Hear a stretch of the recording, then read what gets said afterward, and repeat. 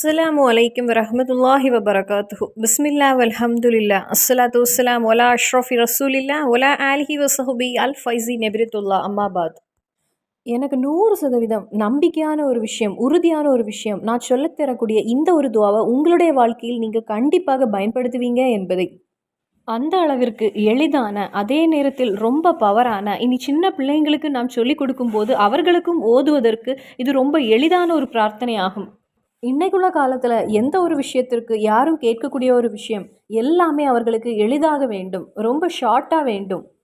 காரணம், எதை செய்வதற்கும் யாருக்குமே எந்த ஒரு நேரமும் இல்லாமல் போய்விட்டது, நேரம் கிடைக்காமல் போகிறது. ஆனா அதே நேரத்தில் இந்த ஒரு காலத்துல வாழக்கூடிய நமக்கு நமது ஆசைகளையும் தேவைகளையும் ஒன்று நிறைவேற்றி எடுப்பதற்கு ரொம்ப பவரான ஒரு பிரார்த்தனையாகும் இது. குறைந்த நேரத்தில் நமக்கு ஓதி முடித்து விடலாம். நொடிகளில் நாம் ஓதி முடிக்கவும் செய்யலாம். அதேபோல் நமது தேவைகளை மிக விரைவாக நாம் பூர்த்தி செய்து விடலாம். இதேபோல் நொடிகளில் ஓதி முடித்து விடக்கூடிய திக்ருகளை, துஆக்களை, ஸலவாத்துகளை நமது வாழ்க்கையில் நிசாரமாக நாம் ஓதாமல் இருப்பது நாம் செய்யக்கூடிய ஒரு முட்டாள்தனமாகும். இந்த அளவுக்கு மகத்துவம் இருக்கிறது, சிறப்பு இருக்கிறது, அதிக எடையுள்ள பிரார்த்தனை, அதுவும் நொடிகளிலே நாம் ஓதி முடித்து விடலாம் என்பதை தெரிந்தும் நமது வாழ்க்கையில் நாம் ஓதாமல் இருக்கும்போது அது புத்தி இல்லாத ஒரு மனிதர் என்றே நாம் கூற முடியும். சில விஷயங்கள் எல்லாம் நமது வாழ்க்கையில் நாம் ரொம்ப ரிஸ்க் எடுத்து செய்யக்கூடிய விஷயங்களாக இருக்கும், ரொம்ப சிரமப்பட்டு செய்யக்கூடிய விஷயங்களாக இருக்கும்.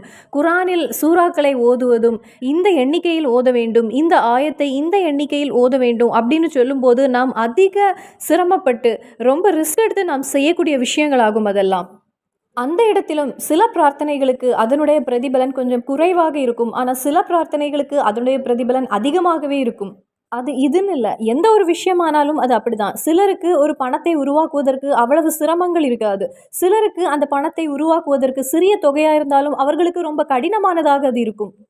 காரணம், அதற்குள்ள ஒரு குறுக்கு வழியை அவர்கள் கண்டுபிடித்திருப்பார்கள். அவர்களுக்கு எப்படி மற்றவர்களோடு நடந்து கொள்ள வேண்டும், அவர்களுக்கு எந்த ப்ராடக்ட்டை கொடுக்க வேண்டும் அப்படிங்கிற நிறைய விஷயங்களை அவர்கள் படித்திருப்பாங்க. அந்த ஒரு குறுக்கு வழியில அவர்கள் அதிகம் சம்பாதிக்கக்கூடியவர்களாகவும் இருப்பாங்க.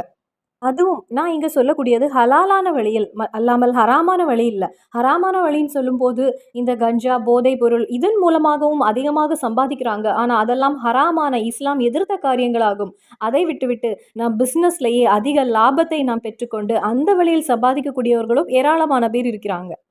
ஏனென்றால் வியாபாரத்தில் லாபம் என்பது ஹலாலான ஒரு விஷயம்தான். ஆனால் சிலர் நினைக்கக்கூடிய விஷயம், நாம் அதிகமாக லாபம் வியாபாரத்தில் எடுக்கும்போது அது எப்படி ஹலாலானதாகும் என்று. வியாபாரத்தில் நாம் அதிகமாக லாபம் எடுத்தாலும் அதுவும் ஹலாலான ஒரு விஷயம்தான்.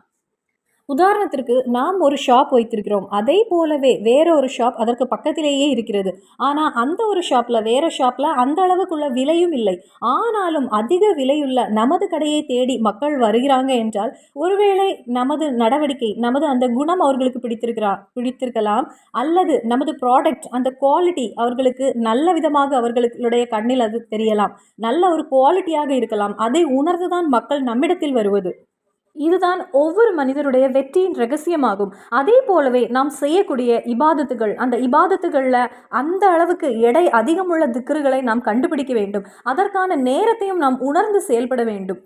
அதே போலவே நல்ல பவருள்ள பிரார்த்தனை நாம் புரிந்து கொள்ள வேண்டும். குறைந்த நேரத்தில் அதை ஓதி எப்படி முடிக்க வேண்டும் என்பதையும் நாம் தெரிந்து கொள்ள வேண்டும். நான் இப்போ இந்த பிஸ்னஸுடைய விஷயத்தை உங்களிடம் சொன்னது போலவே, நாம் இறைவனின் பக்கத்தில் நெருங்கி குறைந்த நேரத்திலேயே அதிக எடையுள்ள திக்ரு ஓதி எப்படி நமது தேவையை பூர்த்தி செய்தெடுக்கலாம். அப்படி குறைந்த நேரத்திலே ஓதக்கூடிய திக்ரு உண்டு, துவா உண்டு, சலவாத் உண்டு, சூறாக்கள் உண்டு. அதையெல்லாம் மனிதர்கள் ஓதுவது கிடையாது. அதையெல்லாம் நிசாரமாக அவர்கள் தள்ளி விடுகிறாங்க.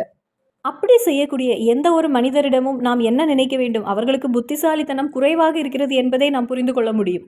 இப்போ நீங்க இங்க நினைக்கலாம், இந்த பிசினஸுடைய விஷயம் சொல்வதற்கு இங்க தேவையில்லாத ஒரு டாபிக் அப்படின்னு. ஆனா அதுவும் நமக்கு ஒரு அருள் தான். அவர்களுடைய வெற்றி எதுன்னு நம்ம யோசிச்சு பார்க்க வேண்டும். அவர்களுடைய அந்த குணமா, அவர்கள் நடந்து கொள்ளக்கூடிய முறையா, அல்லது அவர்களுடைய ப்ராடக்டுடைய குவாலிட்டியா, எதுன்னு நாம் அங்கு சிந்திக்க வேண்டிய ஒரு விஷயமாகும். அவர்கள் வைத்திருக்கக்கூடிய அதே கடையை தான் நானும் வைத்திருக்கிறேன், ஏன் எனக்கு லாபம் கிடைக்கவில்லை, அவர்களுக்கு லாபம் கிடைக்கிறது. இந்த மாதிரிப்பட்ட விஷயங்களை தெரிந்து என்ன என்று புரிந்து நாம் செயல்பட வேண்டும். சில இடங்களில் அந்த கடைக்கு பக்கத்திலேயே பார்க் பண்ணக்கூடிய வசதிகள் இருக்கும். அப்போ வண்டியெல்லாம் பெரிய வண்டிகள் வரும்போது அவர்களுக்கு பார்க் பண்ணக்கூடிய வசதி இருக்கும்போது அதனால் மக்கள் அந்த ஒரு கடையை தேர்ந்தெடுப்பாங்க. ஏனென்றால் மக்கள் இன்னைக்கு எந்த ஒரு விஷயத்திலும் அவர்கள் பார்க்கக்கூடிய ஒரு விஷயம் அது எளிதாக இருக்கிறதா, எனக்கு வசதியாக இருக்கிறதா என்பதை. அதை இபாதத்திலும் அப்படித்தான். நாம் இபாதத்து செய்யும் போது அதிக நேரம் நமக்கு செலவு செய்ய முடியவில்லை. ஏனென்றால் அந்த ஒரு காலகட்டத்தில் இருக்கிறோம். அப்போ அந்த மாதிரிப்பட்ட விஷயத்துல இந்த மாதிரிப்பட்ட திக்ருகளை நாம் நிசாரமாக விட்டுவிடக்கூடாது. சரி, நாம் இனி திக்ருக்குள் நுழைவோம். குறைந்த நேரத்தில் நாம் ஓதி முடிக்கக்கூடிய இந்த திக்ரு ஓதுவதற்கு இந்த நேரம் அப்படின்லாம் கிடையாது, அல்லது ஒது செய்ய வேண்டும் அப்படின்லாம் கிடையாது. எந்த ஒரு நேரத்திலும் நாம் காலையில எழுந்த உடனே நாம் ஓத வேண்டிய ஒரு பிரார்த்தனை இருக்கிறது. அந்த ஒரு பிரார்த்தனையை ஓதிவிட்டு நாம் இப்பொழுது கிச்சனுக்குள் நுழைய போகிறோம் என்றால் அந்த நேரத்தில் நாம் இதை ஓதலாம். அல்லது ஒலு செய்ய போகிறோம், பேஸ்ட்டும் ப்ரஷ்ஷையும் கொண்டு போகிறோம், அந்த ஒரு நேரத்தில் நாம் இதை ஓதலாம். ஆனால் எந்த ஒரு மூமீனும், எந்த ஒரு இறை நம்பிக்கையாளரும், எந்த ஒரு இஸ்லாமியரும் கண்டிப்பாக இந்த பிரார்த்தனை நாம் ஓத வேண்டும். இதை நாம் ஓதினால் அளவில்லாத பரக்கத்தும் நிஅமத்தும் செல்வங்களும் இந்த துனியாவிலேயே நம்மை தேடி வரும். இனி இந்த துனியாவோடு முடிந்து விடவில்லை. நாளை ஆகிரத்திலும் இது நமக்கு உதவியாக இருக்கும். இது நமக்கு ஒரு நண்பனாக அங்கு வந்து நிற்கும். நாம் இந்த பிரார்த்தனையை காலையில ஓதும் போது நமக்கு என்னெல்லாம் தேவையோ அதை நமது மனதில் நாம் வைத்துக்கொள்ள வேண்டும். நாம் அந்த ஒரு செகண்டை செலவு செய்யக்கூடிய அந்த நேரத்தில் நாம் எதற்கு வேண்டி செலவு செய்கிறோம், எதை நினைத்து எந்த தேவை நமக்கு இருக்கிறதோ அதெல்லாம் நமது மனதில் நாம் கொண்டு வர வேண்டும். அதே நேரத்தில் ரப்பே, நாளை ஆகிரத்திலும் எனக்கு இது உதவியாக இருக்க வேண்டும் அப்படிங்கிற ஒரு எண்ணமும் உங்களுடைய மனதில் நமக்கு வேண்டும். நமக்கு இந்த துனியா வாழ்க்கையில் இப்போ ஒரு வாரத்திற்கு முன்னதாக என்னெல்லாம் விஷயங்கள் நடந்து அப்படின்னு உங்களுக்கு ஞாபகம் இருக்கிறதா? நமக்கு ஏதாவது ஒரு சின்ன சின்ன விஷயங்கள், இத்தனை வருஷம் நாம் வாழ்கின்றோம், ஏதாவது ஒரு சின்ன சின்ன விஷயங்கள் நமது வாழ்க்கையில் ஞாபகங்கள் இருக்கும். அதல்லாமல் இந்த துனியாவில் இவ்வளவு நாட்கள் வாழ்ந்த எல்லா விஷயங்களும் நமது ஞாபகத்தில் எப்பொழுதும் வருகின்றதா? இனி நாம் ஒரு 90 வயசு வரை வாழ்ந்தா கூட அந்த 90வது வயசில் நல்ல ஒரு சக்தியோடு நல்ல ஞாபகத்தோடு இருந்தால் கூட நாம் முன்னாடி வாழ்ந்த அந்த காலகட்டத்தை பற்றி யோசிக்கும் போது நமக்கு அதிக அளவில் எந்த ஒரு ஞாபகமும் நம்மிடத்தில் இருக்காது. நாம் வாழ்ந்த அந்த ஒரு வாழ்க்கை கொஞ்ச நேரம் வாழ்ந்தது போல தான் நமக்கு தோன்றும். அதுதான் இந்த துனியா வாழ்க்கை. அவ்வளவுதான் இந்த துனியா வாழ்க்கை என்பது. இந்த துனியா போல அல்ல நாம் செல்ல இருக்கக்கூடிய ஆகரம் என்பது. ஆகரத்தில் நாம் வெற்றி அடைய வேண்டும் என்பது ஒவ்வொரு மூமியினுடைய ஒரு குறிக்கோளாக இருக்க வேண்டும். இந்த துனியாவும் வேண்டும். துனியாவில் நல்ல சந்தோஷம், மன நிம்மதி, சமாதானம், செல்வம், வசதி எல்லாம் நமக்கு வேண்டும். அதற்கு கூடவே ஒரு மூமீன் என்பவன் ஆகிரத்திலும் வெற்றி அடைய வேண்டும். அப்ப நான் சொல்லக்கூடியது துனியாவும் வேண்டும், நாளை ஆகிரமும் வேண்டும் என்பதுதான் நான் இந்த இடத்தில் உங்களிடம் கூறுகின்றேன். அப்போ இந்த திக்ரு துனியாவிலும் நாளை செல்ல இருக்கின்ற அந்த ஆகிரத்திலும் அதிகமான பிரதிபலனை கொண்டு சேர்க்கக்கூடிய ஒரு திக்ராகும். நாம் செல்லக்கூடிய அந்த ஆகிரத்தில் நமக்கு பல பலன்களும் காத்திருக்கின்றது. இதனை ஒரு திக்ராகவும் சிலர் ஓதுகிறாங்க. ஆனால் நான் இந்த இடத்தில் உங்களிடத்தில் துவாவாக தான் கூறுகின்றேன். காலையில் நாம் எழுந்த உடனேயே ஒது செய்ய வேண்டும்னோ அல்லது கைகளை உயர்த்த வேண்டும்னோ அப்படி எதுவுமே கிடையாது. இனி நமக்கு ஒரு ஆசை இருந்துச்சுன்னா, ஏதாவது ஒரு ஆசை இருந்துச்சுன்னா அது கடனாக இருக்கும். சிலவங்களுக்கு ஜப்தி நோட்டீஸ் வர வந்து நிற்கும். இனி ஒரு குழந்தை இல்லாமல் இருக்கக்கூடியவங்களுக்கு, அதே போல் பிஸ்னஸில் அதிக லாபம் கிடைக்காமல் ரொம்ப நஷ்டத்தில் போய்கொண்டிருக்கும். இனி எப்படி என்னுடைய பிள்ளையையும் மனைவியையும் நான் பார்ப்பேன் அப்படின்னு ஒரு ஏக்கத்தோடு இருக்கக்கூடியவங்க, அல்லது ஒரு மனைவி என்னுடைய கணவர் என்னையும் என் பிள்ளையையும் இனி எப்படி இந்த எதிர்காலத்தில் என்ன காப்பாற்ற போகிறாங்க அப்படின்னு கவலைப்பட்டு இருக்கின்ற ஒவ்வொரு மனைவியும், இனி அடுத்தவர்களோடு சண்டையில் இருக்கீங்க, ஏதாவது ஒரு பிரச்சனை இருக்கிறது, அந்த பிரச்சனை தீர வேண்டும் அப்படி எந்த ஒரு ஆசையாக இருந்தாலும், எந்த தேவையாக இருந்தாலும், மனதில் இருக்கக்கூடிய எந்த ஒரு கனவாக இருந்தாலும், எந்த ஒரு பெரிய தேவையாக இருந்தாலும் அந்த ஒரு தேவையை மனதில் வைத்துக்கொண்டு நீங்களே ஒரு எண்ணிக்கை வைத்துக் கொள்ளுங்கள். இந்த ஒரு நேரத்தில் இப்போ ஃபஜ்ருடைய நேரம் என்பது அந்த தஹஜ்ஜுடைய தொழுகையை தொழுதுவிட்டு அந்த நேரம் என்பது, அல்லது ஃபஜ்ருடைய தொழுகைக்கு முன்னாடி உள்ள அந்த நேரம் என்பது அதிக விலை மதிப்புள்ள பிரார்த்தனைக்கு ரொம்ப வேகமாக தீ பரவக்கூடிய வேகத்தில் பதில் கிடைக்கக்கூடிய ஒரு நேரமாகும் அந்த ஃபஜ்ருடைய நேரம், தஹஜ்ஜுடைய நேரம் என்பது. இனி மகரிபுடைய நேரத்திலும் சரி, நீங்கள் ஒரு எண்ணிக்கை வைத்துக் கொள்ளுங்கள். அந்த எண்ணிக்கையில் வைத்து எந்த ஒரு ஆசையாக இருந்தாலும் இறைவன் கண்டிப்பாக அதை நிறைவேற்றி தருவான் உங்களுக்கு.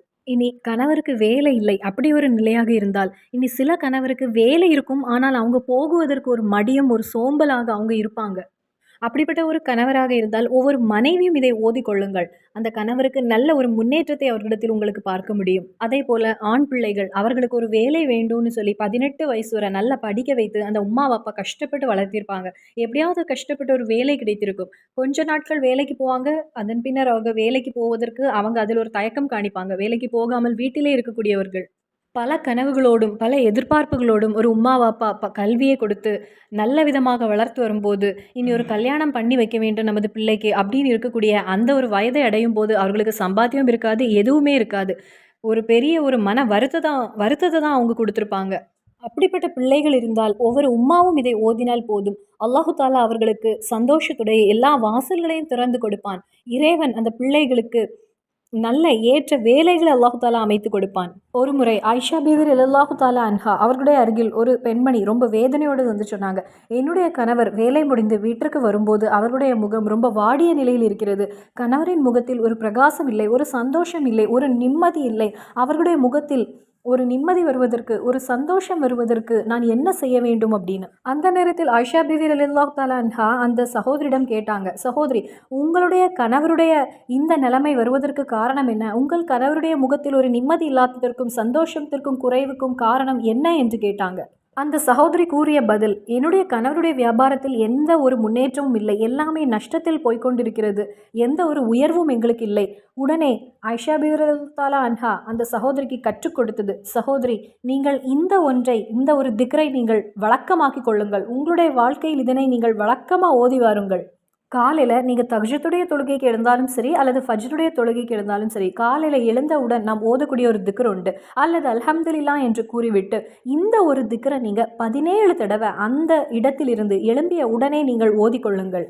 அப்போது அந்த அதிக எடையுள்ள அந்த திக்ர் எதுன்னு பார்ப்போம். ஆயிஷா பீவி ரலியல்லாஹு அன்ஹா அந்த சகோதரிக்கு தன்னுடைய கணவருடைய வியாபாரத்தில் எந்த முன்னேற்றமும் இல்லை, உயர்வில்லை, நஷ்டத்தில் போய்கொண்டிருக்கிறது, கணவருடைய முகத்தில் ஒரு சிரிப்பில்லை, வீட்டில் உயர்வில்லை அப்படின்னு சொன்னபோது அந்த சகோதரிக்கு கற்றுக் கொடுத்த துவா, அந்த துவாவை நம்ம இப்போ பார்ப்போம். சூரத்துல் பகரால 201வது ஆயத்து, ரப்பனா அத்தினா ஃபித்துன்யா ஹஸனதன் வஃபில் ஆஹிரத்தி ஹஸனதன் வகினா அதாபன்னார். ரப்பனா ஆத்தினா ஃபித்துன்யா ஹஸனதன் வஃபில் ஆஹிரத்தி ஹஸனதன் வகினா அதாபன்னார். இந்த ஒரு திக்ரை காலையில் நீங்கள் எழுந்தவுடன், ஃபஜ்ருடைய தொழுகைக்கு பின்னர் இல்லை, ஃபஜ்ருக்கு முன் எழுந்தவுடன், நீங்கள் தூக்கத்திலிருந்து எழுந்தவுடன் ஒரு அல்ஹம்துலில்லாஹ் ஓதிக்கொள்ளுங்கள். அதன் பின்பு நீங்கள் இந்த ஒரு திக்ரை 17 தடவை ஓதிக்கொள்ளுங்கள். இந்த ஒரு திக்ரை தான் ஆயிஷா பீவி ரலியல்லாஹு அன்ஹா வேதனையோடு வந்த அந்த சகோதரிக்கு கற்றுக் கொடுத்த துவா. இதனுடைய அர்த்தம், ரப்பே, அல்லாஹு தாலாவிடம் நாம் கேட்கிறோம், இந்த துனியாவிலும் நாளை ஆகிரத்திலும் இம்மையிலும் மறுமையிலும் நீ எங்களுக்கு வெற்றியை தா அல்லாஹ், எல்லாவற்றிலும் நீ எங்களுக்கு உயர்வை தா அல்லாஹ், இன்னும் நரக நெருப்பிலிருந்து நீ எங்களை பாதுகாத்து கொள்வாயாக ரப்பே. அதான் இந்த திக்ருடைய அர்த்தம். காலையில் நாம் எழுந்த உடனே ஈமானோடு ரப்பிடம் கேட்கிறோம், எங்களுக்கு இந்த துனியாவிலும் நாளை ஆகிரத்திலும் நீ எங்களை காப்பாற்றுவாயாக, எங்களுக்கு வெற்றியை தான் அல்லாஹ். அதன் பின்பு நாம் சேர்த்து கொள்கிறோம், இன்னும் நரக நெருப்பிலிருந்து, ஜொலிக்கக்கூடிய நரக நெருப்பிலிருந்து நீ எங்களை பாதுகாத்து கொள்வாயாக அல்லாஹ் என்று. இது அல்லாஹு தாலா நமக்கு அனுப்பி தந்த ஆயத்தாகும். அந்த ஒரு ஆயத்தை நாம் அவனிடம் கேட்கிறோம். இனி 17 தடவை காலையில் எழுந்தவுடன் 17 தடவை உங்களுக்கு சொல்ல முடியலைன்னா ஒரு முறையாவது ஓதிக்கொள்ளுங்கள். இந்த துனியாவில் எல்லாவற்றிலும் நாம் ரப்பிடம் வெற்றியை கேட்கிறோம், இனி ஆகிரத்திலும் நாம் வெற்றியை கேட்கிறோம், இன்னும் நரகத்திலிருந்தும் பாதுகாவல் கேட்கிறோம். இவ்வளவுதான் நம்ம வாழ்க்கை. நம் வாழ்க்கையுள்ள அனைத்துமே இந்த ஒரு பிரார்த்தனையில், இந்த ஒரு துவாவில், இந்த ஒரு திக்ரில் நமக்கு இருக்கிறது. இந்த ஒரு திக்ரை நாம் மரணம் வரை இறுக்கமாக பிடித்து கொள்ள வேண்டும். மரணம் வரை ஒவ்வொரு மூமினுடைய வாயிலிருந்தும் கண்டிப்பாக ஓத வேண்டிய ஒரு திக்ராகும் இது.